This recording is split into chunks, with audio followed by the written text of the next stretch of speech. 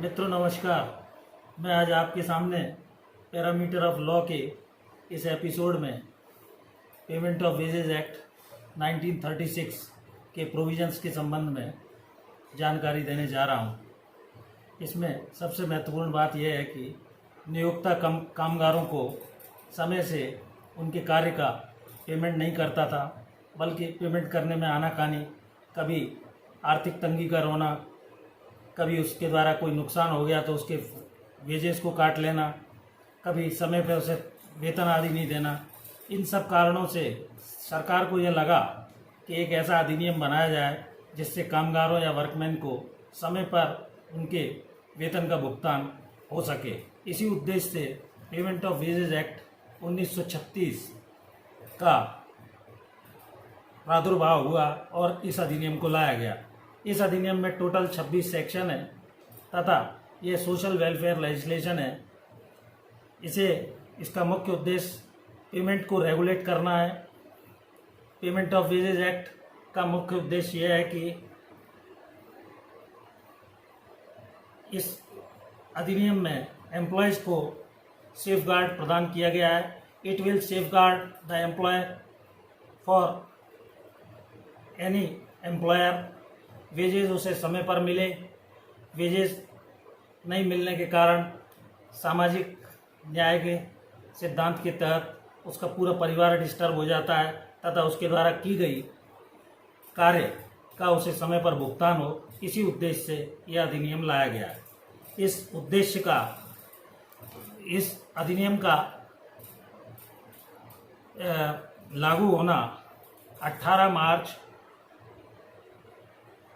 1937 को यह एग्जिस्टेंस में लाया गया। It extend to the whole of India including Jammu and Kashmir. इस एक्ट में 3 पार्ट्स में बनाया गया है: regulation and payment of wages.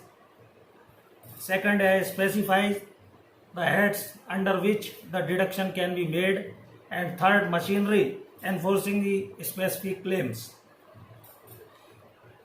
इस अधिनियम में प्रॉब्लम यह थी कि यूनिफॉर्मली पेमेंट पहले नहीं हो पाता था, इसे दूर किया गया। पेनल्टी फाइन्स अनजस्टिफाइड होते थे तथा नॉन यूनिफॉर्मिटी ऑफ अमाउंट होता था। इन समस्याओं के समाधान के लिए पेमेंट ऑफ वेजेज एक्ट लाया गया। इस अधिनियम के अंतर्गत to ensure the regulating the payment of wages, to ensure the payment in legal tender, preventing the arbitrary deductions, restricting the employer to impose the fines, and workers को remedy प्रदान करना इस अधिनियम का मूल उद्देश्य है। इस अधिनियम का स्कोप और एप्लीकेशन यह है कि persons employed in any factory, establishment, industrial establishment, railway administration, tramway, motor transport workers आदि पर, dock, plantation, dock, wharf and jetty, इन सभी पर, तथा railway, air transport, mines, oil fields, construction work आदि पर यह अधिनियम लागू होता है।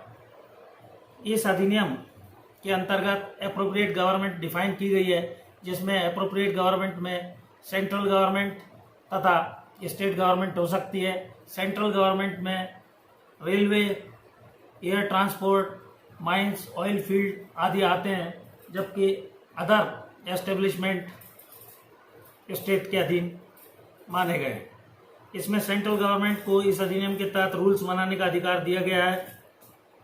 इन ऑल अदर एस्टेब्लिशमेंट में स्टेट गवर्नमेंट के अधीन एस्टेब्लिशमेंट जो भी कार्यरत हैं उन सब का, इसका मुख्य पर्पज़ यह है कि समय पर कामगारों को पेमेंट हो। इस अधिनियम की धारा 3 यह कहती है कि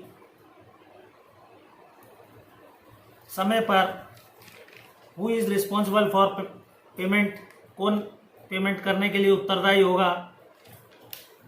इस अधिनियम के अंतर्गत टर्म वेजेस को भी डिफाइन किया गया है। वेजेस के अंतर्गत एनी रिम्यूनरेशन, सैलरी और allowances, settlement between the parties, remuneration, overtime work, holidays and leave period, इसी प्रकार एडिशनल रेम्यूनरेशन और any sum which gives termination of employment और any sum under any scheme, ये सभी wages में include हैं।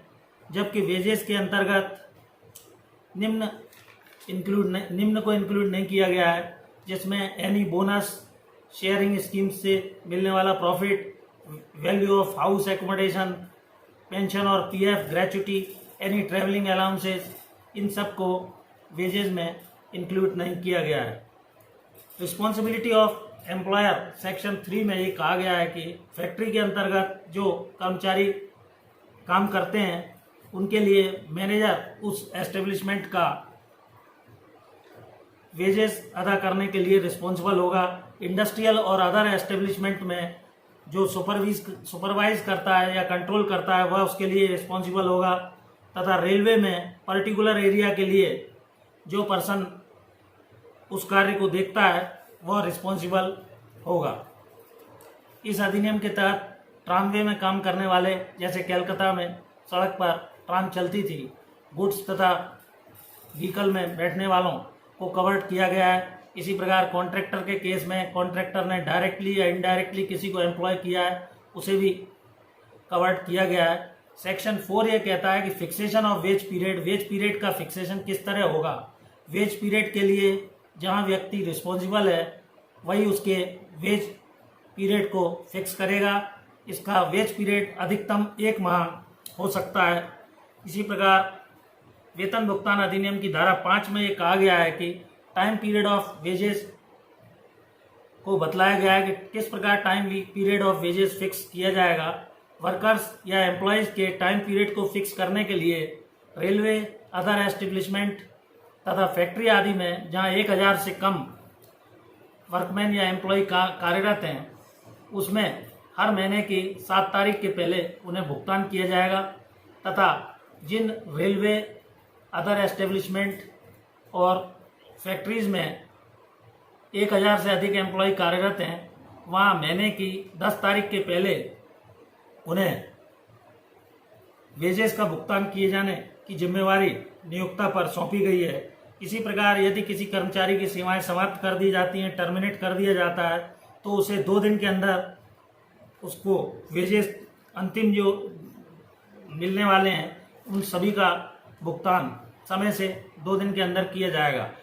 Mode of payment के बारे में ये बतलाया गया है। सेक्शन 8 ये कहता है कि उसे करेंसी कॉइन्स में, करेंसी नोट्स में अथवा चेक से या उसके बैंक अकाउंट में सीधे पैसा वेजेस का भेज दिया जाएगा, जिससे किसी प्रकार से उसे मिलने वाले वेजेस में कोई डिले ना हो और उसे सही पेमेंट हो सके। इसी अधिनियम की धारा 7 में ये बतलाया गया है कि टोटल जो डिडक्शन होंगे वो उनमें कॉरपोरेट या कोऑपरेटिव सोसाइटी के केस में जो वेजेस उसे मिलने हैं उसके 75% से ज़्यादा डिडक्शन एम्प्लॉयर नहीं कर सकता है। तथा एनी अदर केसेस में, अन्य मामलों में 50% से ज़्यादा डिडक्शन नहीं किया जाएगा। धारा 13 इस अधिनियम की ये कहती है कि रजिस्टर तथा रिकॉर्ड्स आदि का रखरखाव किया जाएगा, जिसमें कितने एम्प्लॉय कार्यरत हैं, उन्हें कितना वेतन मिल रहा है, कितने दिन उन्होंने कार्य किया, कितना डिडक्शन हुआ, इस सब का रिकॉर्ड 3 वर्ष तक एम्प्लॉयर को रखना होगा, जिससे यदि कोई न्यायालय में मामला चलता है तो वह समय से उन रजिस्टर्स को प्रोड्यूस कर सके और उसको एविडेंस के रूप में न्यायालय द्वारा ग्राह्य किया जाकर प्रकरण का मेरिट्स के आधार पर निराकरण किया जा सके। इसी प्रकार अनऑथोराइज्ड एब्सेंस और परमिसेबल जो डिडक्शन है उसमें उन्होंने ये बतलाया है कि किसी तरह का फाइन है या एम्प्लॉय कोई नुकसान कर देता है तो उसके किए गए नुकसान को नियोक्ता सेक्शन 7 के तहत अथोराइज्ड डिडक्शन के रूप में फाइन तथा डिडक्शन कर सकता है। इसी प्रकार इंश्योरेंस स्कीम यदि कोई ली गई है तो उसका डिडक्शन कर सकता है एम्प्लॉयर सेक्शन 7 के तहत। और कोई मेंबरशिप उसने यदि ट्रेड यूनियन आदि की ली है तो उसका डिडक्शन भी हो सकता है। इंश्योरेंस कोई स्कीम है या हाउस एकोमोडेशन है, प्राइम मिनिस्टर्स रिलीफ फंड में कोई कंट्रीब्यूशन है, या एब्सेंट फ्रॉम ड्यूटी रहा है वो, या 10 से अधिक एम्प्लॉय एब्सेंट हैं तो 8 डेज के वेजेस तक काटे जा सकते हैं तथा फाइन आदि लग सकता है। 3% से ज़्यादा वेजेस का कटौती उसके नहीं किया जाएगा।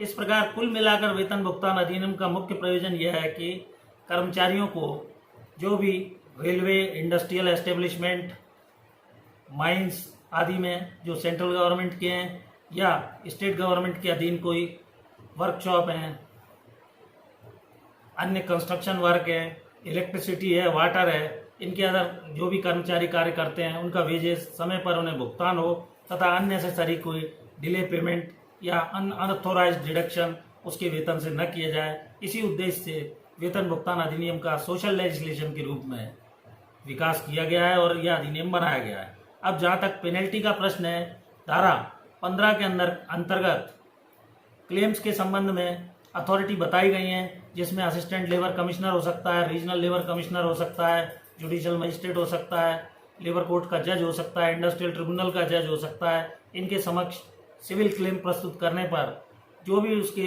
अनऑथोराइज्ड डिडक्शन किए गए या डिले वेजेज हैं, इनके ऊपर मेरिट्स के आधार पर मामले की सुनवाई किए जाकर उस पर प्रिंसिपल अमाउंट पर 10 गुना तक पेनल्टी इम्पोज करने का authority under payment of wages उसे अधिकार दिया गया है तथा फाइन के रूप में 1500 से 7500 रुपये तक का फाइन किया जा सकता है।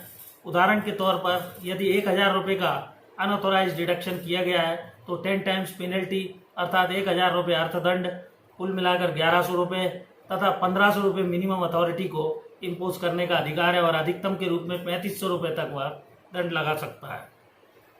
इसी प्रकार यदि मामला चलते के बीच में किसी प्रकार का समझौता हो जाता है तो 2000 रुपये तक अथॉरिटी को एम्प्लॉयर पर इम्पोज करने का अधिकार है। Employ will pay for malicious, यदि कोई दावा लगा दिया गया है एम्प्लॉय के द्वारा विद्वेषपूर्ण अभियोजन तो 375 रुपये तक अथॉरिटी को उस पर इम्पोज करने का अधिकार है। इस प्रकार कुल मिलाकर मेरा ये कहना है कि वेतन भुगतान अधिनियम का प्रयोजन यही है कि समय से कर्मचारी जो भी इंडस्ट्रियल एस्टेब्लिशमेंट या किसी भी रेलवे, माइंस या अदर स्टेट गवर्नमेंट के एम्प्लॉयज़ वर्कशॉप आदि में PWD,